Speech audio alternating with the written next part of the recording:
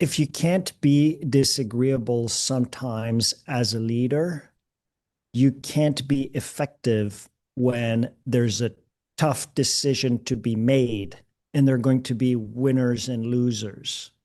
When people who report to you disagree on an important question, you have to be disagreeable with one of them, Right. right? And think about the amount of energy you're going to need to try to convince both of them and to be agreeable with both of them. If there is a clear decision to be made that's best for the business, you have to make it. So I have a lot of scientific research in the book. I also have practical life-based advice. This is on the latter category. My intuition, I don't have the research behind it. If we have academics listening, please do the research, but I'm just going to state it. I think as a leader, you have to be disagreeable about 10% of the time. Mhm. It's not about being disagreeable all the time. That doesn't work. I like to insert references to popular culture in the psychology of leadership. I have an example from Game of Thrones. The most hated character on TV ever was the young king, Joffrey Baratheon. And he's completely disagreeable with everybody and he's evil and it goes beyond all of that. But there's a scene where he's having a meeting, right? And he's the leader, at least in name. And he yells at his brother and he goes, I am the king and I will punish you.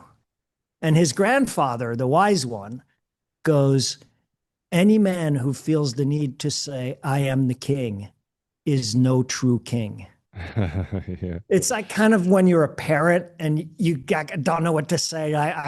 Why? Because I'm the parent, right?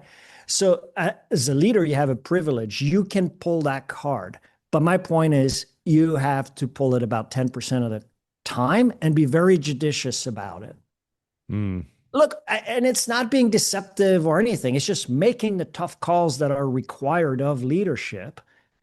I've known leaders who are very polished, suit and tie wearing, and very agreeable, inspirational leaders.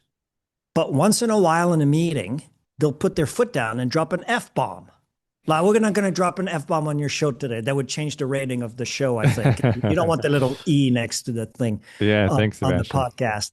But they know very judiciously when it's time to, you know, that in that 10% zone where, okay, let's go. We got to do this. Disagree and commit, whatever the situation is. So I have 18 principles in the book. One of them is be disagreeable 10% of the time. Again, the entire book is research-based. This is experience, intuition-based. Be disagreeable 10% of the time. You have to as a leader. If all you're trying to do is build consensus, I mean, it's important to build consensus. It's a skill.